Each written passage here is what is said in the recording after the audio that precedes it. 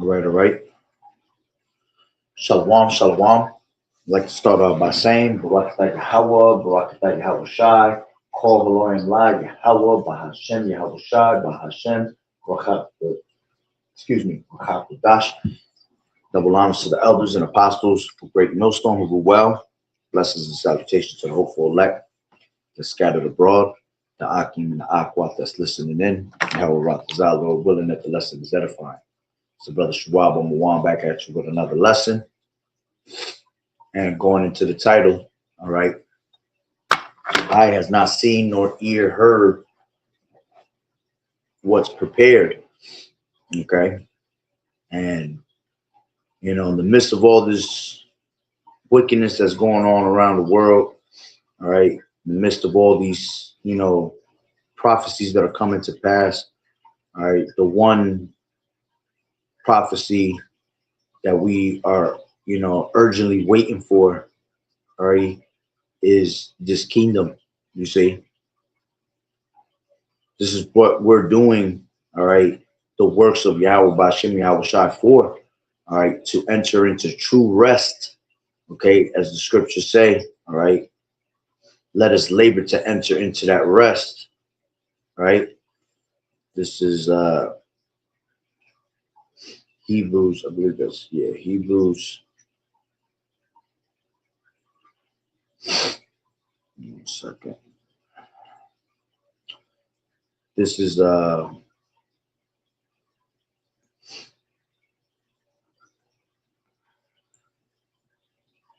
Hebrews 4 and 10, and it reads, let's take it from 8. It says, for if Yahweh Shai had given them rest, then he would not afterward have spoken of another day. There remaineth therefore a rest to the people of Yahweh Bashem Yahweh Shai. All right. And yeah, we see we're waiting for a special rest, okay? Because we have completed, all right, our captivities here.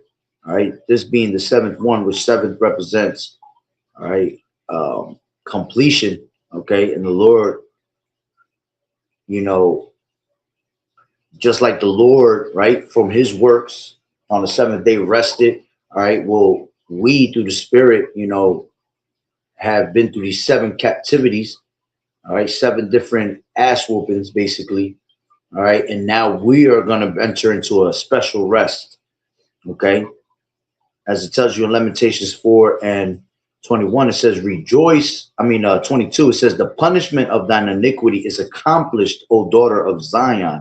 He will no longer carry thee away into captivity. He will visit thine iniquity, O daughter of Edom. He will discover thy sins. All right. But the point is, all right, the punishment of thine iniquity, all right, is accomplished. You see, and that's what's about to happen. We're about to complete this last captivity, all right, and enter into a true rest. Okay. It's almost like in the spiritual sense, we like the Lord did 6 days of work, all right, and the 7th day he rested. Okay. Well, you know, we went through these 7 captivities, right? Almost as if it was work, okay, to learn righteousness, right, to appreciate righteousness, all right, and enter into a true rest for the rest of our lives, the rest of our days, all right. So Hebrews 4 and 9, it says, there remaineth therefore a rest to the people of Yahweh. All right, which in the NLT it says, so there is a special rest still waiting for the people of Yahweh, right? For all who have entered, for all who have entered into Yahweh's rest have rested from their labors, just as Yahweh did after creating the world. You see, that's the spirit right there. Because I didn't even know it said that in the NLT, right? It says, so let us do our best to enter that rest.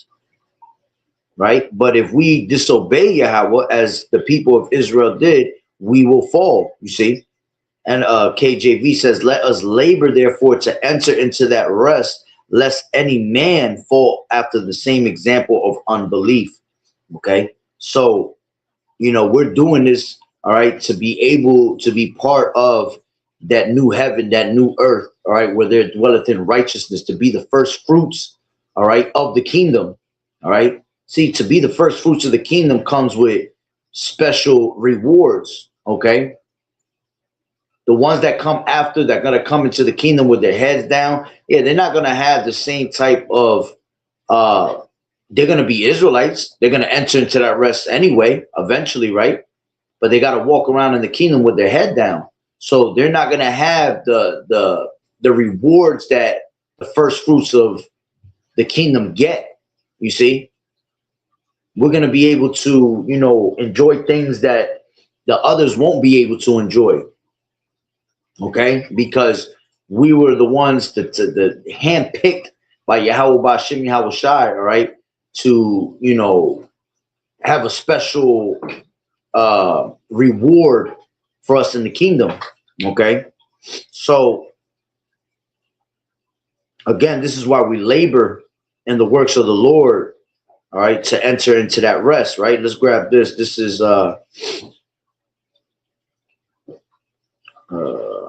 Second Ezra 8 and 51. And it reads 52. For unto you is paradise opened, the tree of life. You see, so for unto us paradise is open, man. All right, the elect, paradise is open unto you. All right, the Lord said in Second Ezra 5 and 8 and 1, right? It said, and he answered me, saying, the Most High Yahweh has made this world for many, but the world to come for few. You see, I will tell thee a similitude, Ezra, as when thou askest the earth, it shall say unto thee that it giveth much mold whereof earthen vessels are made, but little dust that gold cometh of. Even so is the course of this present world. There be many created, but few shall be saved. You see, so there's not a lot of us, all right, that are meant to be that gold that's going to be tried in the fire, man. And because you're tried in the fire and you pass, all right, and the Lord finds you as gold, see, that's why you're going to have a special type of kingdom, a special type of reward for you, man. All right, because hey, the world to come is made for few. Okay, but the world here, all right, the world of this wicked ass society, all right, is made for many. Okay, and that's why you see a lot of these people, all right, 2/3 of our people getting everything they want on this side, because the world that's created here is for them, you see. But the world to come, the kingdom to come, is not. Okay, again, eventually they're going to come out through the loins of the elect and they're going to be all right. All right, but man, when you come back to the loins of the elect, you're going to already miss, you're going to miss all the excitement of the kingdom. You're going to miss when Yahweh Shai put all these heathens into subjection, right? You're going to miss, you know, seeing Yahweh Shai, you know, put down each and one of these damn devils, right, in captivity. Okay, you're going to miss the 12,000 from each tribe, you know, ruling also with Yahweh Shai. You see, it's going to be like almost a story for you that you hear about. You know, you're going to be in the kingdom with your head down, and then eventually we're just going to tell you the stories of what went down, all right, during that 1,000 years that Yahweh Shai was reigning. Okay, because it tells you that in Revelations that they ruled with Yahweh Shai 1,000 years, right? This is Salakia. This is Revelations 20, and let's grab it from 4, and it says, and I saw thrones, and they that sat upon them, and judgment was given unto them, and I saw the souls of them that were beheaded for the witness of Yahweh Shai and for the word of Yahweh, and which had not worshipped the beast, neither his image, neither had received his mark upon their foreheads or in their hands, and they lived and reigned with Hamashiach 1,000 years, you see. And the rest of the dead lived not until the 1,000 years were finished. This is the first resurrection, you see. Blessed and holy is he that has part in the first resurrection. On such the second death has no power, but they shall be priests of Yahweh and of Hamashiach, and shall reign with him 1,000 years. You see? So you're going to miss all the excitement, man, in the kingdom. Okay? You want to be a partaker of that, man. You want to see Yahweh Shah establish that righteousness, what it feels like, what it seems like, all right? What it looks like to put that righteousness established in the earth, man. You see? And we're going to be, you know, living it up and partying it up with Yahweh Shai, right? We're gonna sit down with Yahweh Shai, you see? Y'all gonna be, you know, these 2/3 are gonna miss out on all of that. Okay? So let's go back to 2nd Ezra 8:2, and it says, I will tell thee, 1, it says, and he answered me, saying, the Most High has made this world for many, but the world to come for few. I will tell thee a similitude, Ezra, as when thou askest the earth, it shall say unto thee, that it giveth much mold whereof earthen vessels are made, but little dust. Yeah, so mold is not something that's not good, right? Mold is like a disease, you see? So this place gives you much mold, right? That's why it tells you set your affections on the things above, right? And Matthew's, let's grab that real quick. Matthew 9:20 and 19. And it says, did I say 9? My bad. 6. Matthew 6:19. And it reads, lay not up for yourselves. Let's go up actually. 19. Lay not up for yourselves treasures upon earth, right? So we're going to set our affections on the things above, right? It says where moth and rust does corrupt, you see, and where thieves break through and steal, but lay up for yourselves treasures in heaven, where neither moth nor rust, you see, does corrupt, and where thieves do not break through nor steal. For where your treasure is, there will your heart be also. Okay, let me see this word mold, right? Matter of fact, Salakia, let me just go into this word moth, right? Moth.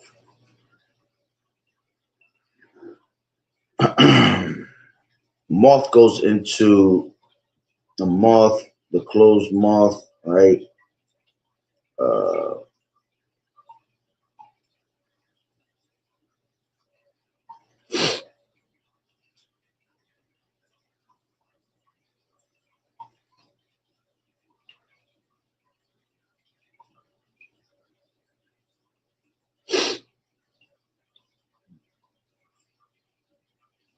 Also swallow. It's really not saying nothing. It's talking about horses and right.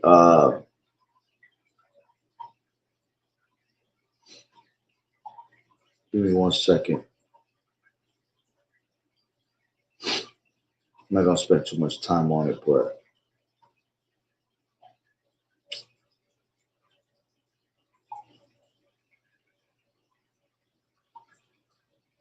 right. It says, let me see what the NLT says. It says, where moths eat them and rust destroys them.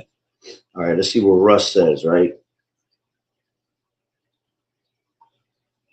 Rust goes into corrosion, okay? Right?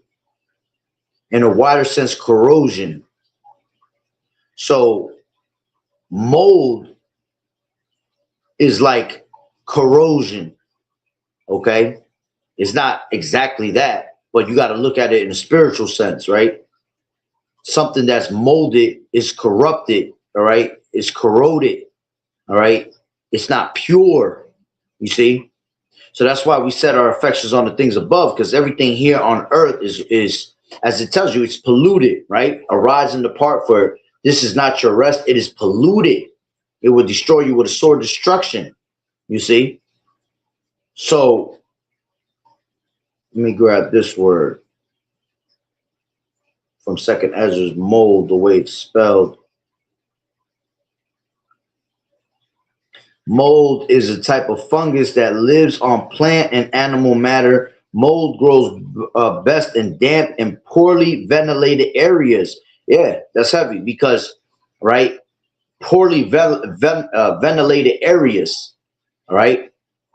You see, when you have the breath of life, okay,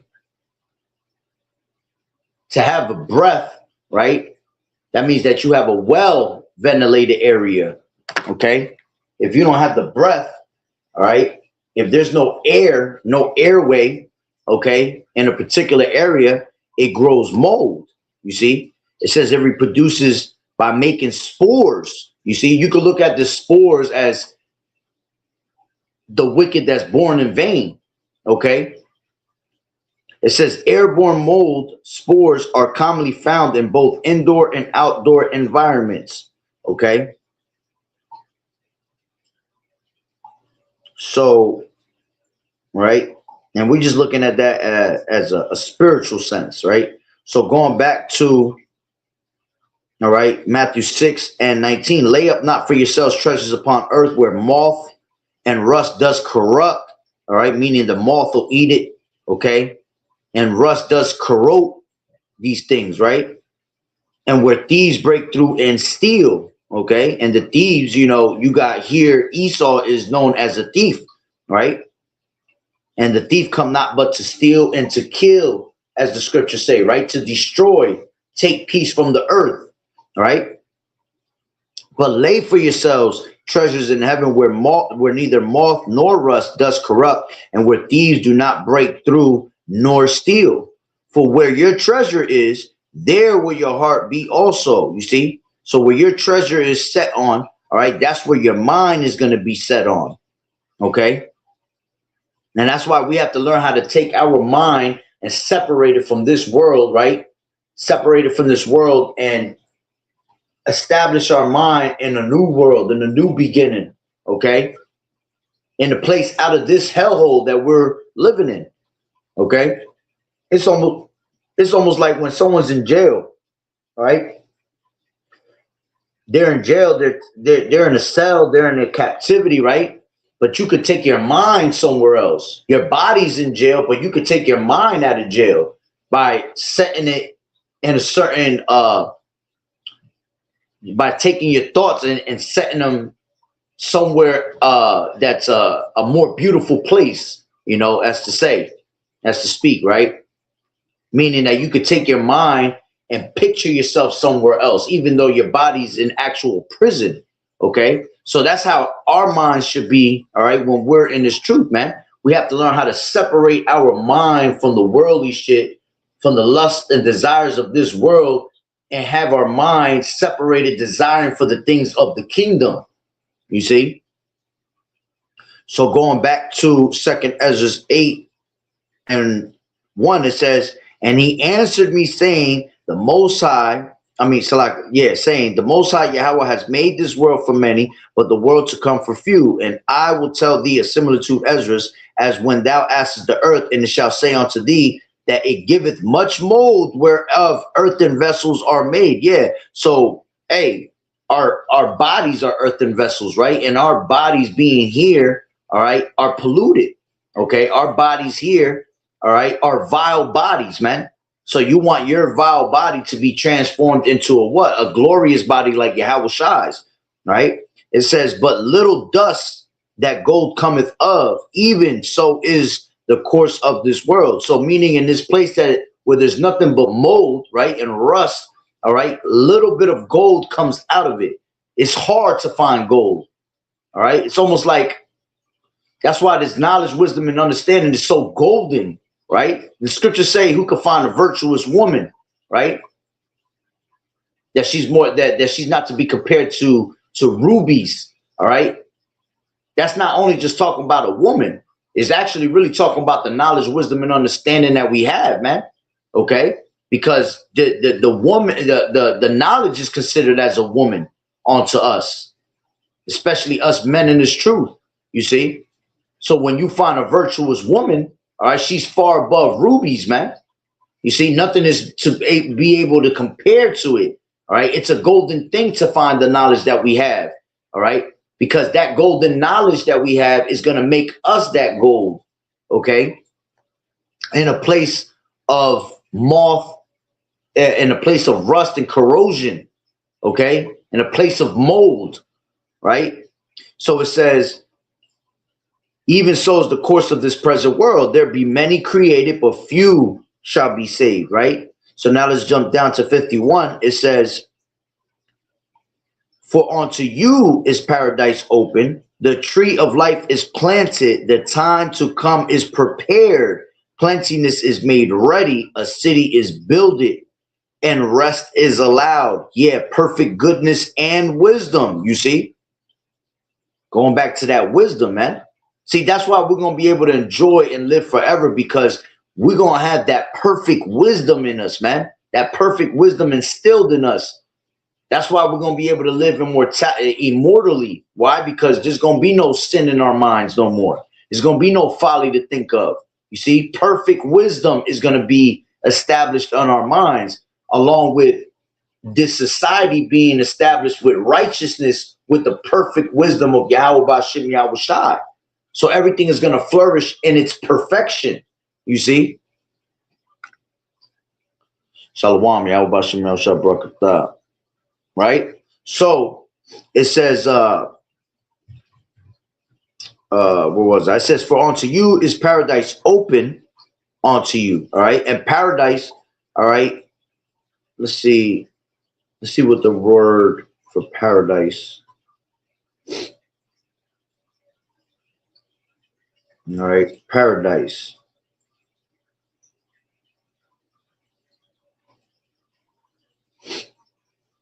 Paradise in the interlinear, okay, goes into paradisios, right? Let me just see what it says. I found the word paradise from a certain scripture. The upper regions of the heavens, according to the well, before the fall still exists. All right. In Eden, place of future happiness. Woo, you see? Yeah, because paradise is going to be like the Garden of Eden, but 144 times better. You see? So it says Strong's definition, paradisios, it goes into an Eden, all right? Like Garden of Eden, right? Place of future happiness, paradise. All right, and that's what that's what we want. We want that future happiness, man. Okay. Matter of fact, let me see what this word in the word etymology, because there's no interlinear for it in Second Esdras. Word etymology online, paradise. All right, paradise. Yeah, see, word etymology online, paradise goes into, it says the Garden of Eden. Okay, but it's going to be better than the Garden of Eden. All right. It says the abode of the blessed. You see, it's going to be a place, a Garden of Eden that's with many people that are blessed. You see, the elect is going to be so blessed in the Garden of Eden.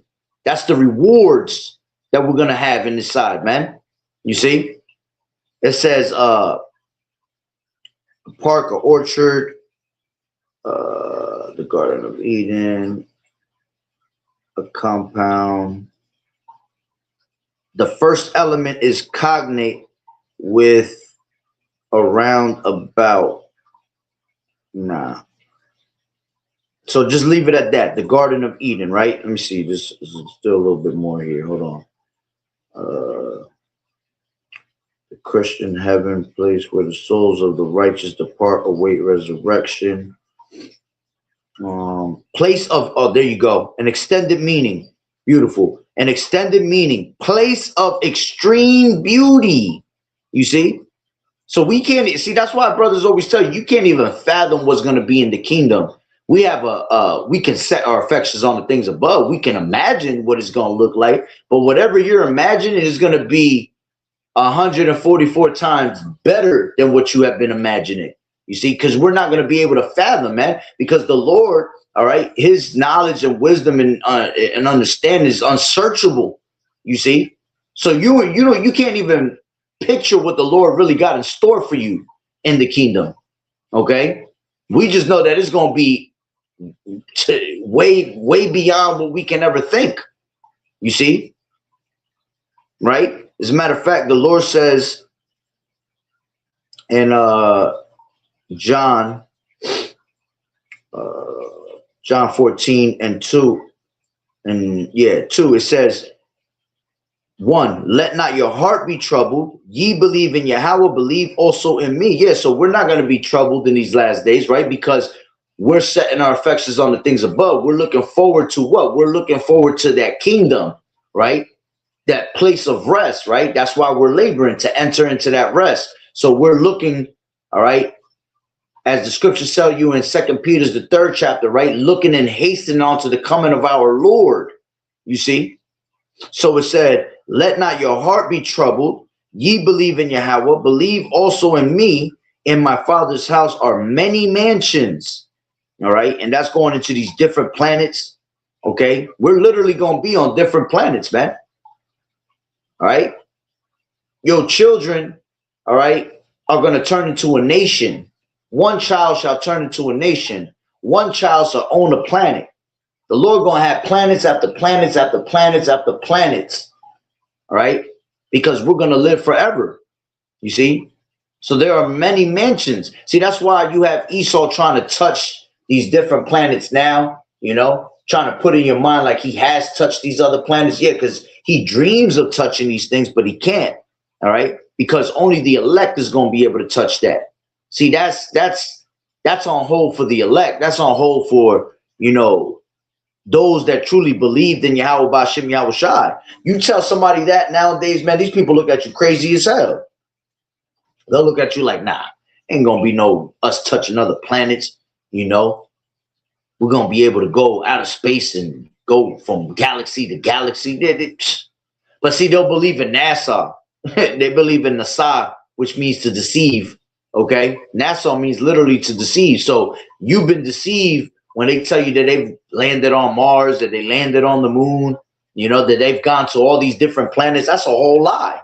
These damn devils ain't never touched none of that. They imagine trying to touch it.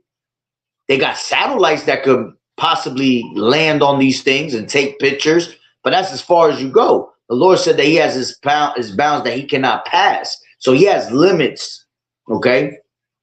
The Lord not going to allow him to go that far because it's not meant for him to have that, you see? It's not meant for them to see that.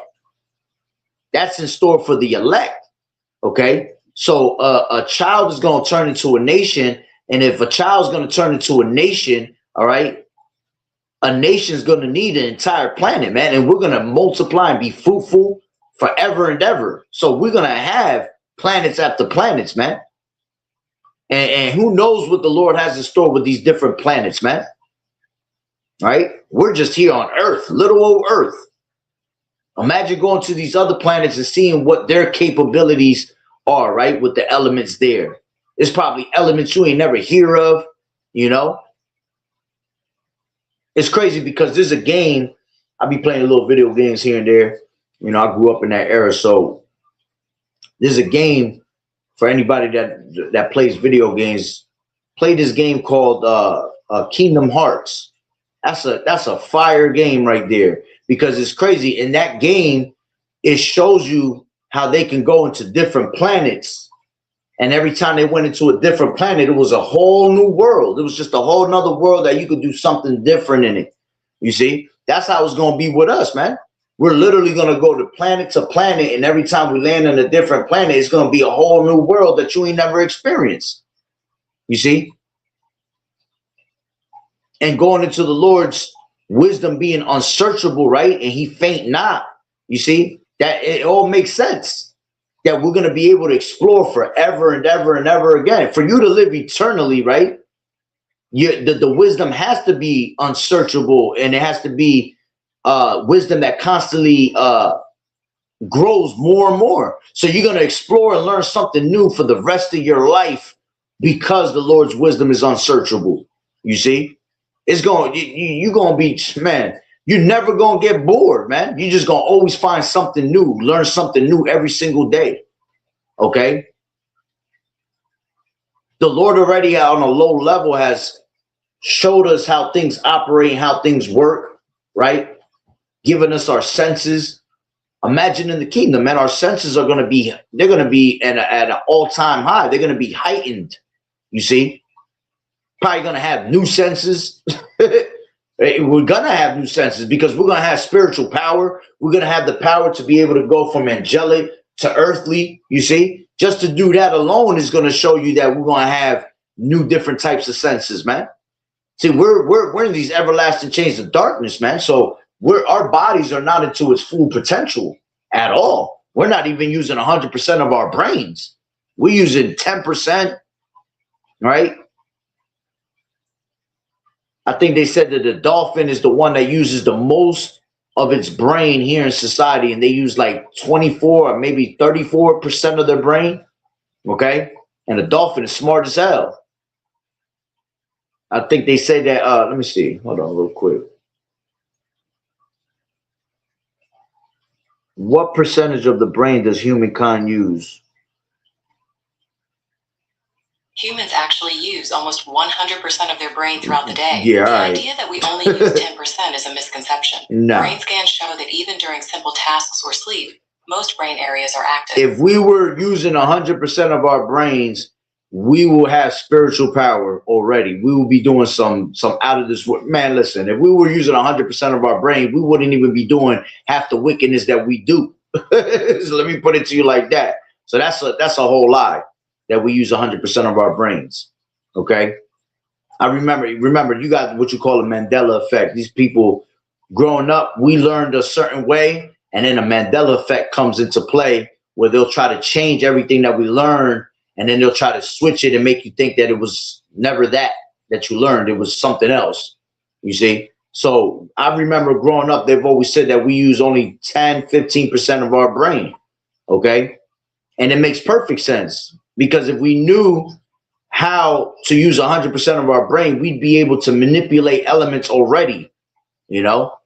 And and it's in us to do it, all right? But the Lord has snatched that power from us, right? Because we're no longer walking in the form of gods, right? Because the scriptures say that we will be like gods, okay? So we're not gonna be God, all right? Well, you know, God just means power, all right? But we're not gonna be the Most High. We're not gonna be Yahweh, right? We're not gonna be Yahweh Shai, but we're gonna be little mini Yahweh Shais, man. Okay. So imagine us being able to have our full potential to do these things, man. We're unstoppable. And we're already creative with the little bit that we're allowed to use of our brains, man. Imagine how much more at its full potential. You see? We're the former of all things, man. We're going to be creating things out of this world, right? So let's go back, right, to John 14:2. In my Father's house, there are many mansions. Let me see what this word mansions goes into in the linear, which goes into Monet, right? It says a staying, abiding, dwelling, abode, to make in one's abode, metaphor of the power of the Holy Spirit indwelling believers. Okay. Staying resident, the act or the place, abode, mansion. All right. Didn't really say much. You see, it has a root word which means meno, right? It says to sojourn in reference to place, tarry, not to depart, to continue to be present. You see, to be held and kept continually, to continue to be, not to perish, to last and endure. So we gotta have, see, that's why the scriptures say here we have no continuing city, man. But see, in the kingdom, it's a continuous city, right? A place, it says to be held, kept continually. to continue to be, not to perish. And that's exactly what's going to happen. We're not going to perish in the kingdom. Okay? The Lord going to wipe away all our tears. He's going to wipe away death, pain, all of that, man. So we're going to be able to continue for all the days of our lives.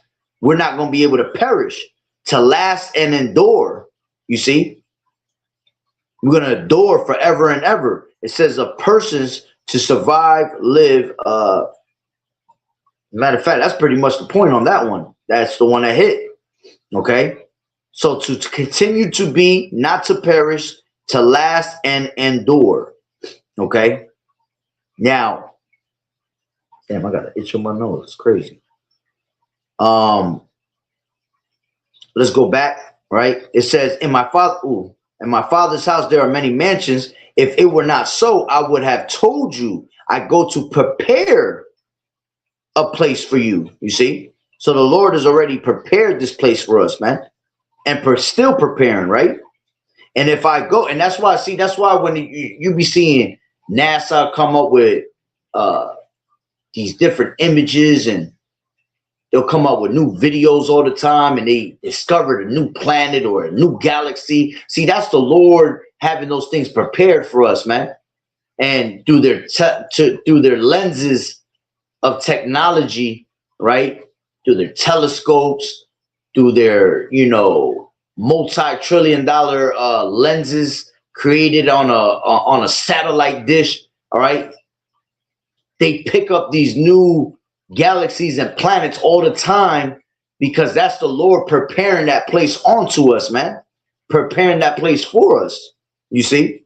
It says, and if I go and prepare a place for you, I will come again and receive you unto myself, that where I am, there ye may be also. And whether I go, ye know, and the way ye know. You see? So in the NLT, it says, there is a more than enough room in my Father's home. Okay? Yeah, because of the planets. If this were not so, would I have told you that I am going to prepare a place for you? When everything is ready, I will come and get you, so that you will always be with me where I am. And everything is ready right now, man.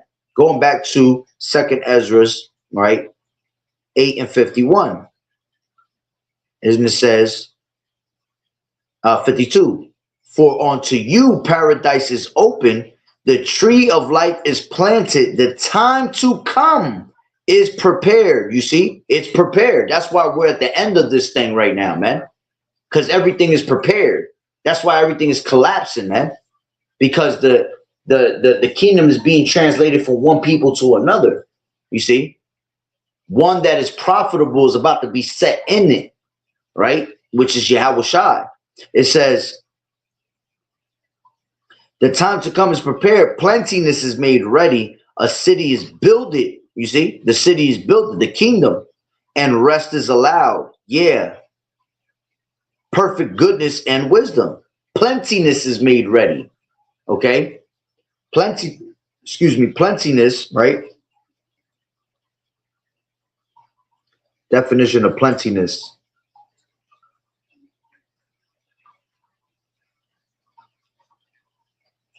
Definition of plentiness. Plentiness, right, is in, it says, the quality of being plentiful, abundant, and ample. Yeah, you see? So we're searching for the abundance of Yahweh B'Shem Yahweh Shai, setting our affections on the abundance of the Lord. See, these people set their affections on the abundance here, right? That's why they turn away from the word of the Lord, right? It tells you that in Ecclesiasticus 27, real quick. Ecclesiasticus 27 and 1, right? It says, many have sinned for a small matter, and he that seeketh for abundance will turn his eyes away. You see, he gonna turn his eyes away from the truth, man. Okay?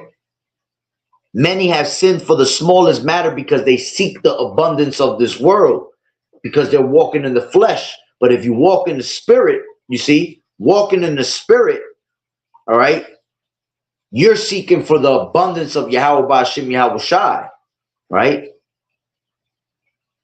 So it says, it is formed by combining the word plenty with the suffix "ness."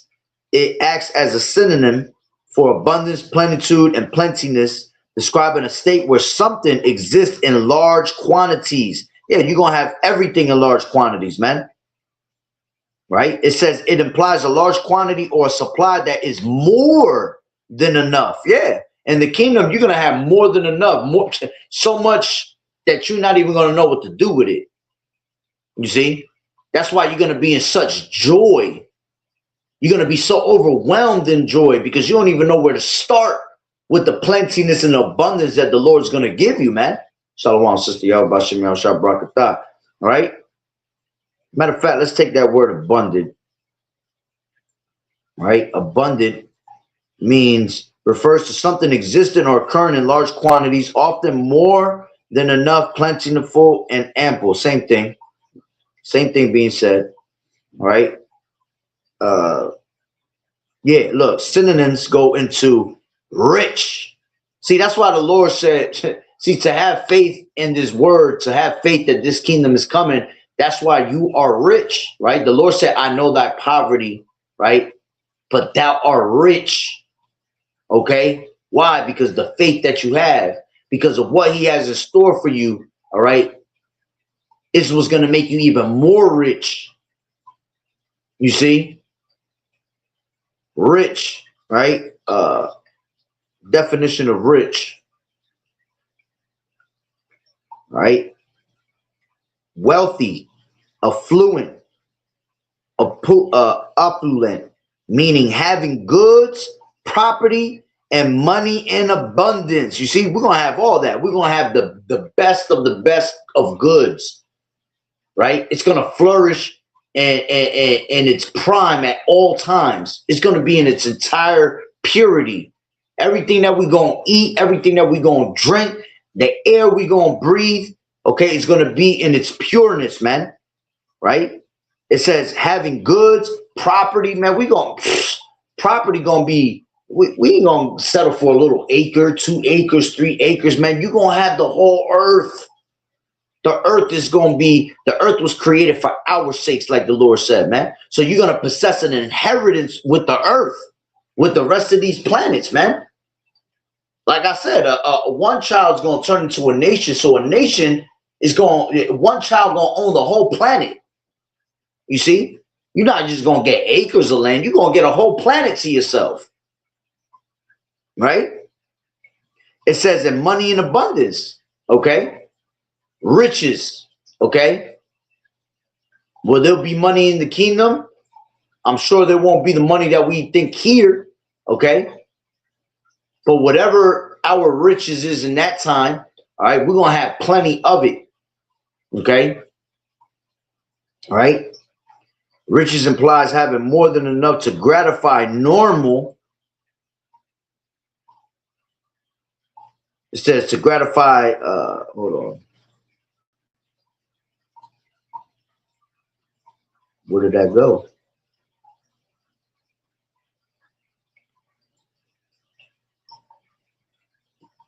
That part disappeared. All right, but let's just go continue. It says, having abundant possessions and especially material wealth, right? Having high value or quality, well supplied and endowed. Yeah, we're going to be high valued in that time, man. You see? We're going to go back to being them gods, right? These heathens going to bow down to Yahweh Shai. They're going to bow down to us. You see? We're going to have all these slaves, right? The elders go into that all the time, man. You're not true wealth until you have slaves, man. You don't rule and control things until you have real slaves. Yeah, we're going to have all that. Why you think Esau is able to control and rule on this side? Because of the slaves that he has, man. Right? It says, magnificently impressed, vivid and deep in color. Yeah, woo, everything gonna be deep in color. You know, scriptures talk about in Tobit, the 13th chapter, how everything's gonna be built in gemstones, man, sapphires and carbuncle and emeralds and amethyst. Man, you see, I make necklaces now. When I make these necklaces, I look at these things and yeah, they're beautiful, but they're not even in its purity. They're not even in its best potential. Imagine me having an amethyst from the kingdom. The real healing properties of these things are gonna actually, you know, do its true nature. Okay, which, you know, these things have healing properties. These things are created of Yahweh Bashem Yahweh Shai, but they're really, you know, all healing comes from Yahweh Bashem Yahweh Shai. Okay, but these things are gonna be vibrant, flowers and grass and you know, trees. Man, they're gonna be so vibrant in that day because the earth is gonna be at rest also, right? Scriptures talk about that in Isaiah the 10th, what is that, the 10th chapter? Isaiah,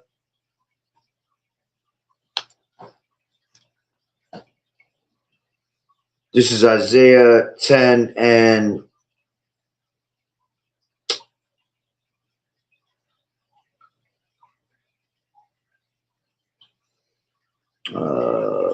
no, 14, my bad. 14 and 7, that's where it's at.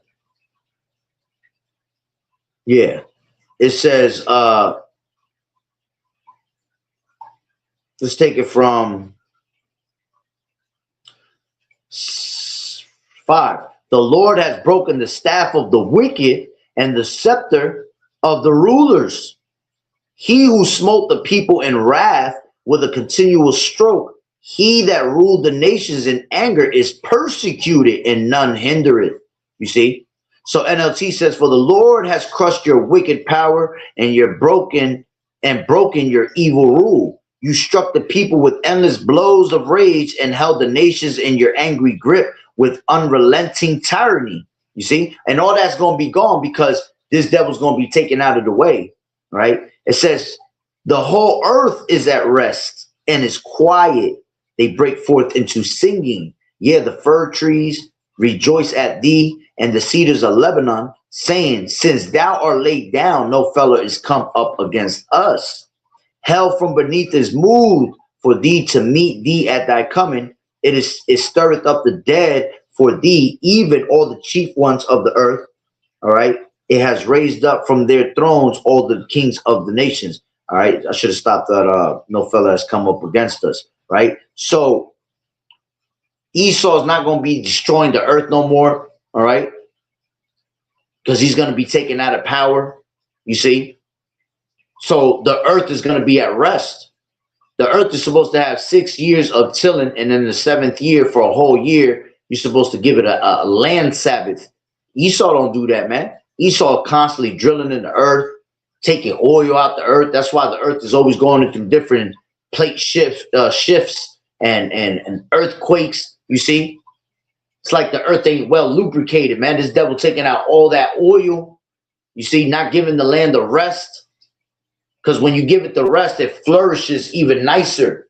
It goes back to that whole year of you not tilling the ground. When everything grows, it grows back in its purity, man. But see, that's why everything is destroyed. That's why everything is fading. Because everything that this devil touches, he kills it, man. He destroys it. So the trees are going to sing, man. The animals are going to love being here again. You got whales and you got whales beaching themselves, man. You got animals killing themselves. Fish is washing up upon the shore because all the pollution that this devil puts in the waters and things like that, all that's going back to its purity, man. So everything is going to flourish, all right, the way it was supposed to, naturally, you see. And the whole earth is going to be at rest. The whole earth is going to be happy, you see, because it's under the rulership of Yahweh Shai, all right. So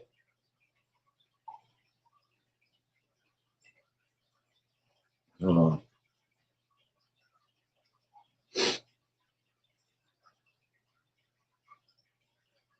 Really? I think it's like freezing. All right. So let's go back to that word, right? vivid and deep in color, right? Full and mellow in tone and quality, having a strong fragrance. Man, everything gonna smell good. The air gonna smell good. Flowers are gonna smell like they're supposed to, right? Highly productive and remunerative. Okay, having abundant plant nutritions. Whew, you see, rich soil, rich foods to eat on. You see, back in the day, all right, it took two men to carry a cluster of grapes. Nowadays, little 2-year-old can run around with a cluster of grapes. You see, because why? Things ain't in its purity, man. Everything here is fading and shrinking. Even us, we were at a higher stature back in the day, man. We were way taller. People were taller. Out here, we 5'10", 6 foot, 6'5". That's small compared to the way things used to be back in the day, man. You see? So it says highly seasoned, fatty, oily, and sweet. Highly in the combustible component. Okay? High in some component.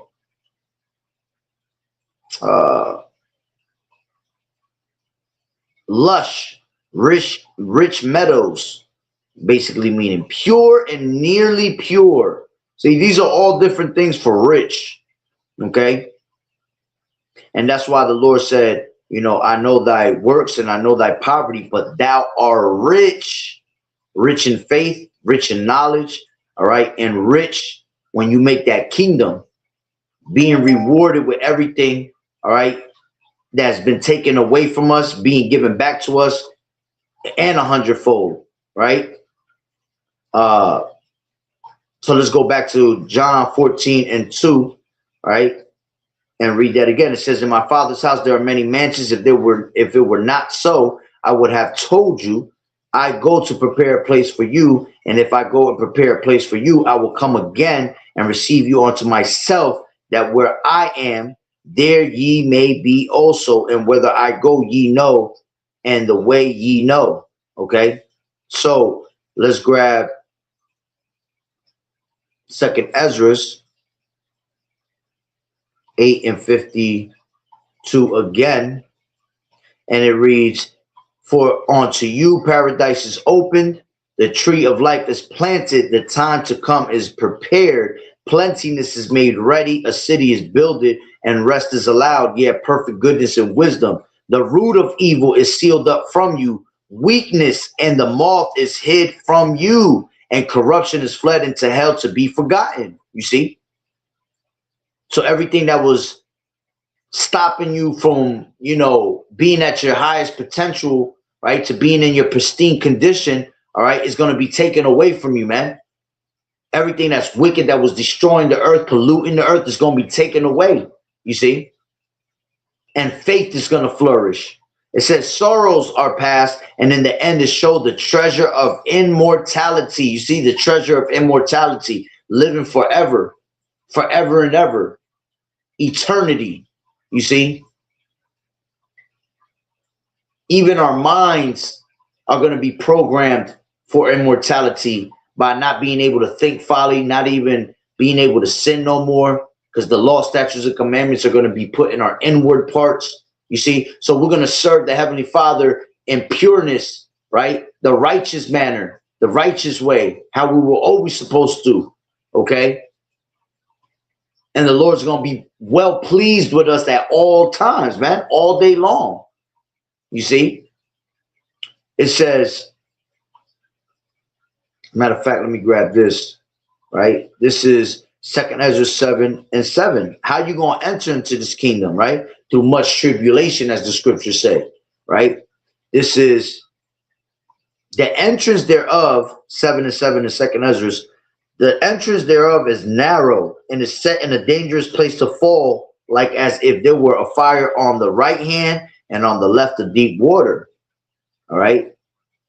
And one only path between them both, even between the fire and the water, so small that there could but one man go there at once. And this is why we have to work out our own salvation. Okay. It says, if this city, meaning the kingdom, now we're given unto a man for an inheritance, if he never shall pass the danger set before it, how shall he receive this inheritance? You see?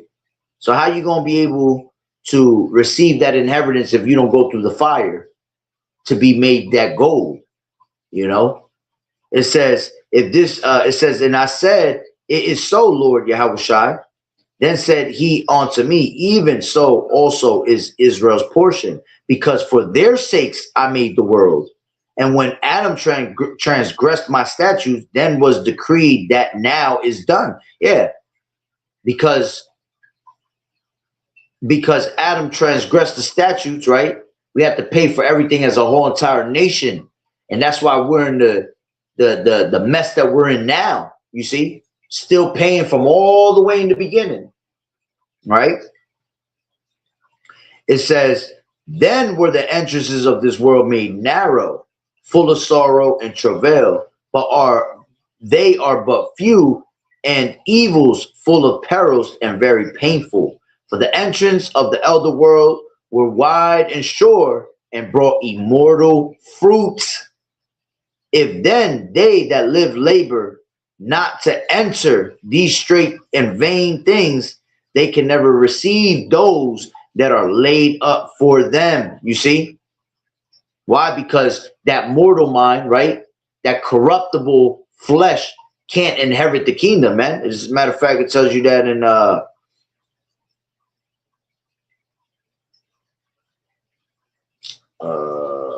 First Corinthians 15 and 50, right? It says, now this I say, brethren, that flesh and blood cannot inherit the kingdom of Yahweh. Neither does corruption inherit incorruption. You see? That's why you have to walk in the spirit. You have to be transformed. You have to go through that true baptism, being renewed in your mind, being washed in your mind to be able to enter into that kingdom. You can't enter into that kingdom with wickedness on your mind. You can't enter into that kingdom walking in the flesh, you know? Matter of fact, up it says, the first man is of the earth, earthy. The second man is the Lord Yahushua from heaven, right? Matter of fact, let me take it up one. It says, howbeit that was not first which is spiritual, but that which is natural, and afterward that which is spiritual. Yeah, because the natural man receive not the things of the spirit, man. You see? So you have to go into you have to be spiritual in order for you to inherit the kingdom. You see? So it says, the first man is of the earth, earthy. The second man is the Lord Yahushua from heaven. As is the earthy, such are they also that are earthy. And as is the heavenly, such are they that are heavenly. Yeah, those that are of the flesh mind the things of the flesh. Those that are of the spirit mind the things of the spirit. Okay? So if you're walking in the spirit, you're going to receive what? Spiritual things, spiritual rewards, spiritual gifts. Okay? You walk in the flesh, well, then you get the rewards of this world, because everything here was created for many, you see?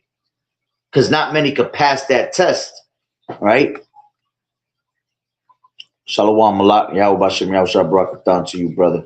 Right? This is Psalms 119 and 130, and it says, the entrance of thy words giveth light, it giveth understanding unto the simple. Yeah, you see? And to have that light is to walk in that spiritual light, man. To walk in that spirit. To walk in the steps and the footsteps of the kingdom. You see? Because even though we're in the valley of the shadow of death, right? The scriptures talk about how this knowledge, wisdom, and understanding is a light to our footsteps, right? It lights up our path, right? It tells you that even in first thing I think of is Proverbs 4 and 18. But the path of the just is as the shining light that shineth more and more onto that perfect day. You see? And that perfect day is what? That kingdom. You see? That's what we're waiting for. That perfect time. All right. That perfection that the Lord has made for us, man. That he has prepared for us, right? So let's go back. Second Ezra 7 and what was I think it was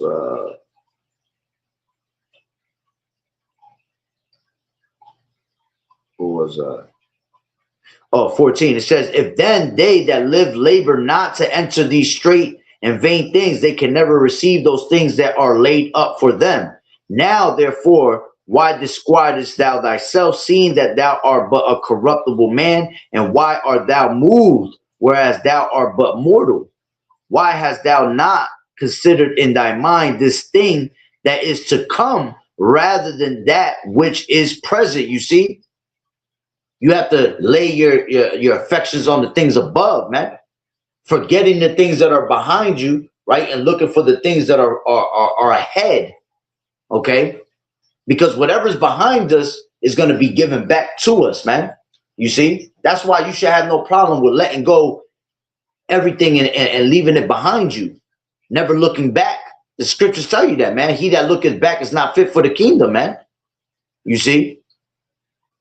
So it should be in your spirit to automatically let go of things and never look back, because, hey, it's going to be waiting for you in the kingdom. You see, and more, right? You're going to receive 100-fold, right? It says, what was it? It says, why hast thou not considered in thy mind this thing that is to come, rather than that which is present? Then answered I and said, O Lord, thou that bearest rule, thou hast ordained in thy law that the righteous should inherit these things, but that the ungodly should perish. Right? And yeah, the righteous is going to inherit these things. The ungodly going to perish. They're going to walk around with their head down, man, in the kingdom. All right. And that's why we're not supposed to worry about how the wicked is going to be punished, what's going to happen to them. We're supposed to be in the spirit of what? Worrying about how the righteous is going to be saved. All right. What things we're going to inherit in the kingdom. What does the Lord have in store for us in the kingdom? All right. It says, nevertheless, the righteous shall suffer straight things and hope for wide, for they that have done wickedly have suffered the straight things and yet shall not see the wide. And he said unto me, there is no judge above Yahweh, and none that has understanding above the highest. For there be many that perish in this life, because they despise the law of Yahweh that is set before them. You see? For Yahweh has given straight commandment to such as came, what they should do to live, even as they came, and what they should observe to avoid punishment. Yeah, and that's why this law, right, tells you, the scriptures tell you in not second Ezra, Baruch 4:1, right? It says, this is the book of the commandments of Yahweh, and the law that endureth forever. All they that shall keep it come to life, but such as leave it shall die. Turn thee, O Jacob, and take hold of it. Walk in the presence of the light thereof, that thou may be illuminated. You see, you want to be illuminated, man. All right. Because when you're illuminated, the darkness can't comprehend the light. Okay. And you being illuminated, right, shows, gives you hope that you're of the elect, man. Because why? The world to come is made for few, and not many people, all right, are going to turn to the righteous ways, man. Most of these people turn to this world, all right, and that's why the Lord created this world for many, all right. Remember Lot's wife. That's right. You look back like Lot's wife, it's a wrap, right? This is 2nd Ezra 2 and 10, and it reads, thus saith the Lord. 2nd Ezra 2 and 10. Thus saith the Lord Yahweh, by Hashem Yahushai unto Ezra, tell my people that I will give them the kingdom of Jerusalem, which I would have given unto Israel. Their glory also will I take unto me, and I give these everlasting tabernacles which I had prepared for them. Beautiful. They shall have the tree of life for an ointment of sweet savor, and they shall neither labor nor be weary. Yeah, we don't have to do none of that in the kingdom, man. We're gonna be 100%, all right, full potential, never getting tired, man. You see, we ain't gonna have to work. Okay, everything. See, here it is that Jake and this side, they always looking out for a handout. In the kingdom, the Lord gonna hand it all out to you. You see, that's gonna be a true handout. You see, everything is gonna be given to you, especially the first fruits of the kingdom, man. That's why I was saying earlier in the video, you're gonna have that special treatment in the kingdom because you are the first fruits. The ones that come after, all right, they're not gonna have that special treatment in the kingdom like us. Okay, yeah, they're gonna be good. They're gonna be good. They're gonna live forever. They're Israelites. Okay, but you're not gonna have the richest benefits of the kingdom, man. You don't want to miss out on that. You want to be partakers of that, right? So it says, and ye shall receive, pray for a few days unto you, that ye may be shortened. The kingdom is already prepared for you. Watch, yeah. And for the elect's sake, the Lord is shortening the days, man. Right? Hey, times is flying, man. Time is flying every single day. More and more, faster and faster. Days are getting shorter and shorter. All right. Months, years have turned into months. Months have turned into weeks. Weeks have turned into days. Days have turned into hours. Hours have turned into minutes. Minutes into seconds, man. All right. For the elect's sake. Because the Lord sees the continual, what's the word I'm looking for? We're complaining continually unto the Lord, man. As it tells you in 2nd Ezra, the 15th chapter. All right, we're continually complaining unto the Lord. So he sees the continuous complaining that our people are doing. You see, because we want to get the hell up out of here. See, because we have our mindset on the things above. Okay, and you know, us being here that long, all right, we can't even take it no more. You see. So the Lord has to intervene, right? This is Ecclesiasticus 2:7. Ye that fear the Lord Yahweh Shai, wait for his mercy and go not aside, lest ye fall. It says, ye that fear the Lord Yahweh Shai, believe him, and your reward shall not fail. Yeah. Your reward of this kingdom is not going to fail, man. Okay? The Lord is not a man that he shall lie. So what he promised you is going to be given unto you, man. You just have to believe that it's going to be given unto you. You have to believe that it's around the corner. You see? This is Matthew 6:33. It says, but seek ye the kingdom first of Yahweh Ba'ashem. Slakia. Seek ye first the kingdom of Yahweh Ba'ashem Yahweh Shai and his righteousness, and all these things shall be added unto you. You see? Whatever that you desire here, all right, the Lord gonna give you that in the kingdom. Okay, anything you desire, period, is gonna be given unto you in the kingdom. In the kingdom, see, not here though, because you have to suffer on the side. Through much tribulation, you shall enter into the kingdom. So you have to go through the suffering in order for you to receive the things that you desire most. All right. And that's why we was reading the 2nd Ezra, the 7th chapter, man. Okay. Let's go. I had quoted this earlier. I want to bring it out real quick, and I'm gonna start closing out. This is Tobit 13 and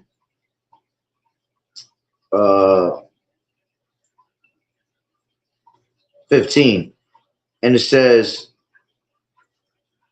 matter of fact, let's grab it from 13. Rejoice and be glad for the children of the just, for they shall be gathered together and shall be blessed, and shall bless the Lord Yahweh Shai of the just. Oh, blessed are they which love thee, for they shall rejoice in thy peace. Yeah, see, That's why we labor to enter into that rest, to enter into that peace. Blessed are they which have been sorrowful for all thy scourges, for they shall rejoice for thee when they have seen all thy glory, and shall be glad forever. Let my soul bless Yahweh the great King, for Jerusalem shall be built up with sapphires and emeralds and precious stones, thy walls and towers and battlements with pure gold. You see, imagine that, man. Everything being built with gemstones, sapphires, emeralds, right? Precious stones, every precious stone that your favorite precious stone that you like, your favorite color, right? That's what it's going to be built up with. Our streets are going to be paved with gold, man. Here in America, here in this society, right? In this world, all right, these devils only have gold bars. Okay, we're going to have, you talk about the streets that are paved in complete gold. You see? Us walking as straight royalty on that gold. Okay? It says, and the streets of Jerusalem shall be paved with beryl and carbuncle and stones of Ophir. And all her streets shall say, Alleluia, and they shall praise him, saying, Blessed be Yahweh B'Shem Yahweh Shai, which has extolled it forever. You see? And see, that's when the Lord's going, exalt us in those days, man. You see? Letting these other nations know that we are his chosen generation, man. His royal priesthood, right? His peculiar treasure. You see? Just like it tells you, what is that? Deuteronomy, I think it's the 4th chapter. Yeah, 4th chapter, right? This is 4 and 5. It says, Behold, I have taught you statutes and judgments, even as the Lord Yahweh, my power, commanded me, that you should do so in the land, whether you go to possess it. You see? But see, we're not going to be taught no more. They're going to be in our inward parts in the kingdom. Okay? It says, keep therefore and do them, for this is your wisdom and your understanding in the sight of the nations, which shall hear all these statutes and say, surely this great nation is a wise and understanding people. For what nation is there so great, who has Yahweh so nigh unto them, as the Lord Yahweh, our power is in all things that we call upon him for? And what nation is there so great that has statutes and judgments so righteous as all this law which I set before you this day? You see? So literally, they're going to look at us and be like, man, that is such a beautiful nation, man. Those are the true, the true people of Yahweh B'Shem Yahweh Shai, man. Why? Because we're going to be walking in true righteousness. We're going to be walking as gods upon the earth, man. You see, we're going to have the law, statutes, and commandments in our inward parts. You see? So we're going to be walking in what? Perfection. Okay? And these nations were already jealous of us because we were the Lord's people, Imagine how much more in that day. But they're going to love it because they're going to be established in righteousness also. They're going to be under the rulership of Yahweh Shai. So they're going to love it. The nations are going to be blessed. Now, they're not going to be blessed with the things that are meant for us, okay? But they're going to be blessed because they're going to be under the righteousness of Yahweh Shai. You see? So this is Revelations 21 and let's grab Isaiah 41 and 10. Fear thou not, for I am with thee. Be not dismayed, for I am thy power. I will strengthen thee. Yeah, I will help thee. Yeah, I will uphold thee with the right hand of my righteousness. Beautiful. 21 and 3 in Revelations. And I heard a great voice out of heaven saying, Behold, the tabernacle of Yahweh is with men, and he will dwell with them, and they shall be his people, and Yahweh himself shall be with them and be their power. Yeah.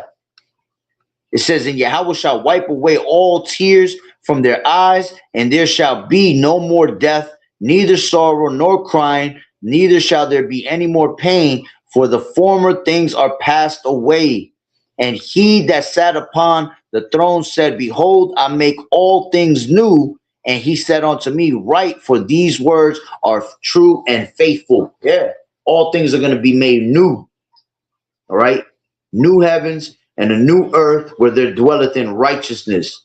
One that was profitable, right, is going to be set in place, as the scriptures tell you in Second Ezra, the second chapter. Second Ezra, my bad. Ecclesiasticus, the 10th chapter. It's because I was seeing, I looked right at Second Ezra 10:3, right, and it says, 4. The power of the earth is in the hand of the Lord Yahweh Shai, and in due time he will set over it one that is profitable. And the hand of Yahweh is the prosperity of man, and upon the person of the scribe shall he lay his honor. You see? So true prosperity is going to flourish in that day amongst our people, man. All right? Because see, you ain't going to get no prosperity out of Esau, right?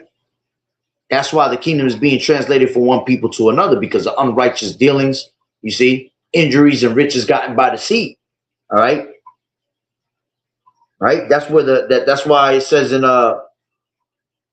Matthew, the 6th chapter, right, where neither moth or rust does corrupt, or where thieves break through and steal.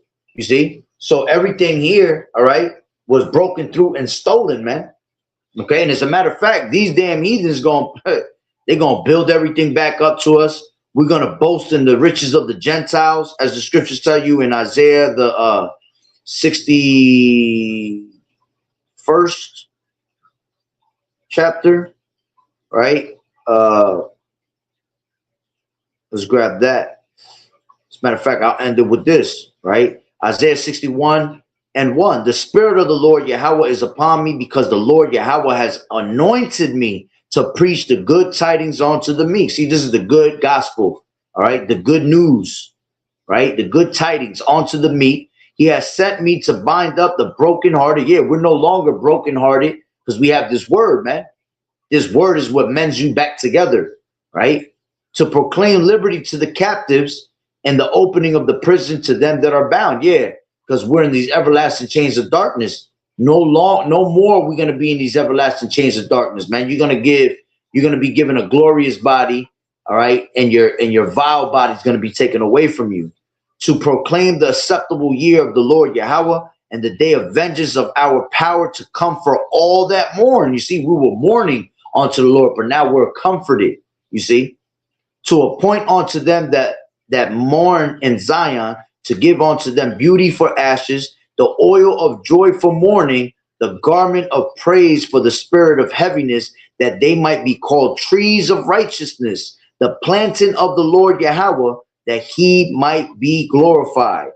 And they shall build the old wastes, they shall raise up the former desolations, they shall repair the waste cities and desolations of many generations. And strangers shall stand and feed your flocks, and the sons of the aliens shall be your plowmen and your vine dressers. But ye shall be named the priests of the Lord Yahweh. Men shall call you the ministers of our power. Ye shall eat the riches of the Gentiles, and in their glory ye shall boast yourselves, man. You see? And you got our people that want to boast themselves in this place right now. You see? Wait for the Lord to be able to exalt you, so then you could really truly boast yourselves in the faces of these nations, man. You see, because we're gonna do it in style. We're gonna do it in righteousness, man. Okay, we're gonna do it humbly. All right, and then it's gonna be then you can truly enjoy yourself, man, and throw it in all these nations' faces, man. All right, so. Hey, man, that's what's coming to our people, man. It says, for your shame and your... Hold on. Yeah, no, that's, I'll end it there. I'll end it there. All right. So that's what we're waiting for, man. Okay. Matter of fact, let me end it with... Let me grab that.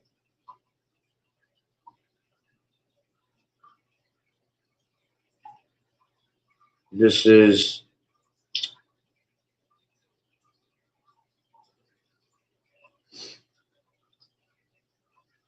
I don't know. I'll go back out. This shit freezing.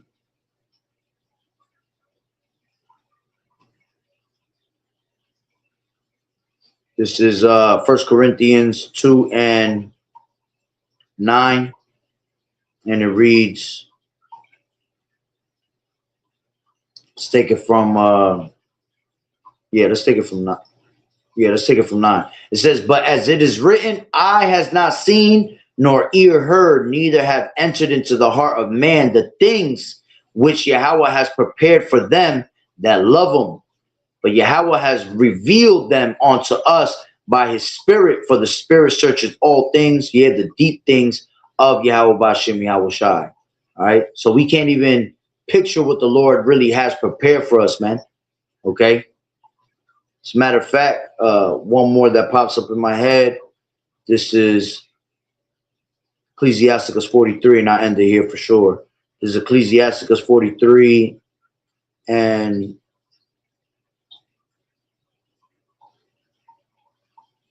30.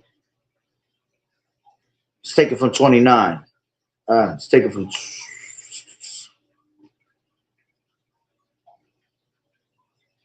Let's take it from 26.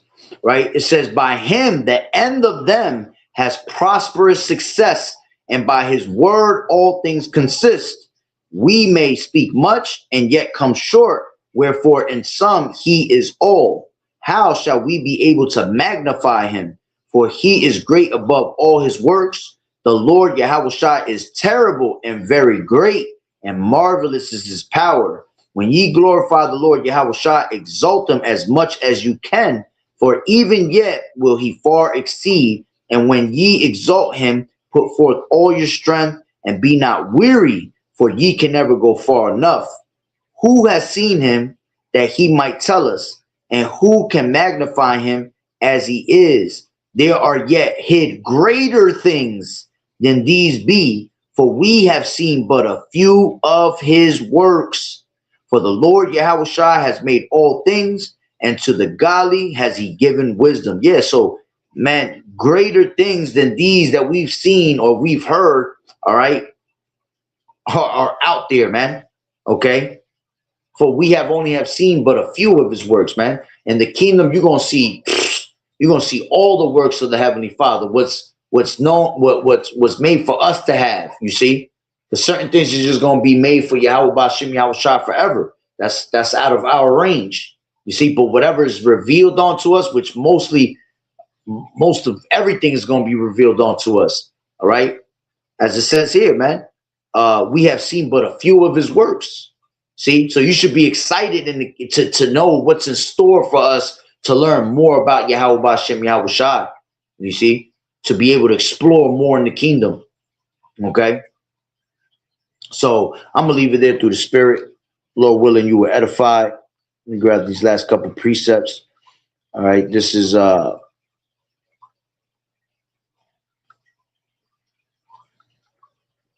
Isaiah 41 and 8. It says, but thou, Israel, art my servant, Jacob, whom I have chosen, the seed of Abraham, my friend.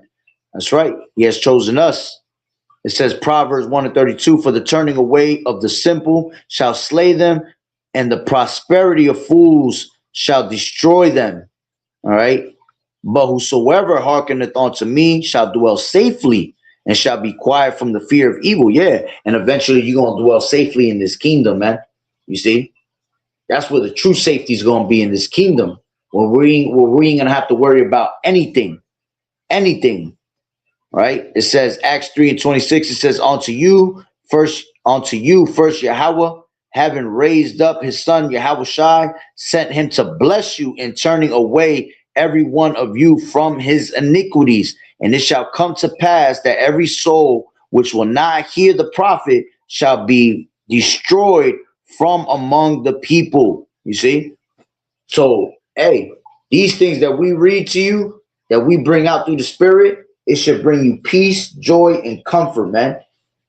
And whoever refuses to hear that, okay, you're gonna have to meet your doom, man. See, you're gonna miss out on this. All right. You're going to miss out on that kingdom and walk around with your head down in the kingdom. All right. Ashamed. You see, you're going to be in everlasting shame and contempt. Okay. You don't want to be in that spirit, man. Even though you're making the kingdom, you're going to be plagued in the mind for a little while, wishing that you could have did the right thing. When you see all the benefits of the first fruits of the kingdom being given onto them and you can't be partakers of it, man, listen. All right. So I'm going to leave it there through the spirit, the water for tuning in, brothers, the water for the scriptures, beautiful scriptures as always. May Yahweh Bashem Yahushai dwell with you in your households and continue to watch over you, brothers, and continue to keep you mighty and strong through the spirit, pushing in the word, all right, in these last days, all right. So, with that being said, Barakatah Yahweh, Barakatah Yahushai, Kol V'Loim La, Yahweh, Bahashem, Yahushai, Bahashem, B'chakodash. Double honors to the elders and apostles of Great Millstone who do well. Blessings and salutations to the hopeful elect scattered abroad. The Akim and the Akwat that was listening in. Yahweh Ratazah, Lord willing that the lesson was edifying. To the next one, Shalom. Keep fighting the good fight of faith and doing as good soldiers of Yahweh Shai. You sisters continue to learn the silence, watch the true men of the Lord, and keep throwing them prayers up as always. That we get out of here with we be taken out of here with a speedy riddance. All right, looking and hastening on to the coming of our Lord. All right, in these last days. All right, where they're looking forward to the new heavens and the new earth, where there dwelleth in righteousness. So Shalom, Yahweh Bashem, Yahweh Shah, Barakatah.